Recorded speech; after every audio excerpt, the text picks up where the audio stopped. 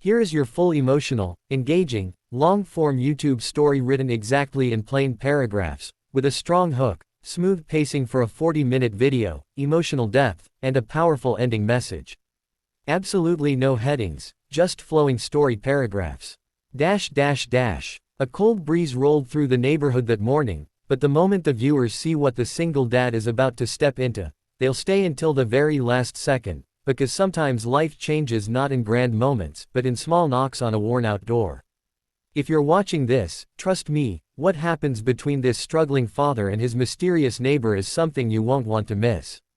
And before the truth unfolds, do remember to like this video and subscribe, because stories like this, they just might change how you look at people around you. Mark Turner, a single dad to a 7-year-old girl named Lily, lived in a small rented house at the end of Willow Street. Life hadn't been easy since his wife passed away 3 years ago. He worked long hours as a handyman, fixing whatever brought in enough money to keep the lights on and the rent paid. Lily was his world, and he carried her future on his shoulders the same way he carried his heavy toolbox, every day, without complaint. Their neighbor, Ms. Helena Brooks, had moved in only a month ago. She was elegant, soft-spoken, and always dressed like she had somewhere important to be. To others she seemed distant, but Mark noticed something behind her polished smile, a loneliness that felt familiar. One Saturday morning, just as Mark was preparing breakfast for Lily, there was a gentle knock on the door. He opened it to find Helena standing on the step, her hair slightly messy from the wind, her gait leaning crookedly behind her. "Mark, I'm so sorry to bother you this early," she said softly. "But my gate seems to be broken. Could you, maybe take a look?" Mark never said no to someone who needed help. "Sure, give me a minute." Lily, still half asleep but smiling brightly, tugged his sleeve. "Daddy, can I come too?" He nodded. She liked going with him on little jobs, it made her feel important, and honestly, her presence made every job lighter. When they reached the gate, it was clear the hinges had rusted through. Mark knelt down, took out his tools, and got to work while Helena watched quietly. Lily talked to her about school, her drawings, her dreams of becoming a doctor who also builds robots. Helena laughed for the first time since she moved in. It was a fragile laugh, like she hadn't used it in a long time. As Mark tightened the last screw, Helena's voice lowered.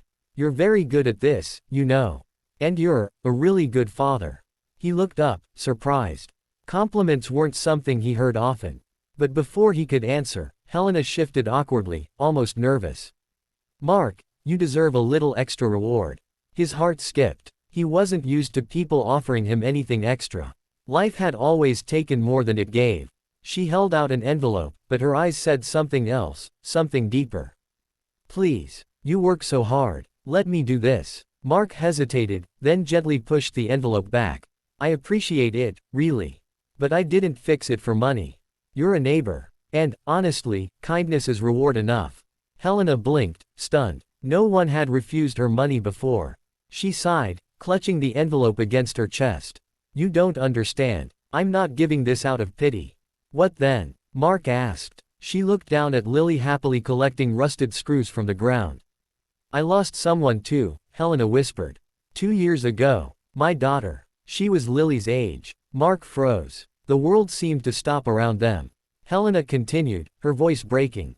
"People try to fix things with money. But what I needed all along was connection. Someone real. Someone who understands loss. You and Lily, you reminded me what it feels like to breathe again." He didn't know what to say. But Lily, innocent and full of empathy, walked over and wrapped her arms around Helena's waist. "It's okay," she said softly. "My mommy is in heaven too. Maybe they are friends." Helena knelt and hugged her tightly, tears pouring freely for the first time in years. From that day forward, something unspoken formed between the three of them. Helena began joining them for dinner sometimes. She helped Lily with homework. She laughed again, fuller this time. Mark felt the house warming, not with romance, not yet, but with a kind of peace he had forgotten existed. But life rarely lets happiness stay unchallenged. One evening, Mark's employer called, informing him that the company was shutting down half its operations. He was being let go. No severance. No backup. His savings were thin. The rent was due in 2 weeks. That night he sat at the kitchen table long after Lily slept. His hands shook as he silently wondered how he'd provide for her now. He didn't notice Helena standing at the doorway until she spoke. "I heard," she said. "The landlord called me by mistake. Your rent, the job." Mark clenched his jaw, embarrassed. "I'll figure it out. I always do." "Mark," she whispered, stepping closer. "Let me help." "No." His voice cracked. "I can't let Lily think her father can't stand on his own." Helena sat across from him. "Standing alone isn't strength. Letting someone stand with you, that is." Her words hit him harder than he expected. She wasn't offering charity, she was offering partnership. Connection. Healing. Days passed. Mark searched tirelessly for work but found none. On the morning the rent was due, he accepted defeat and began packing their things.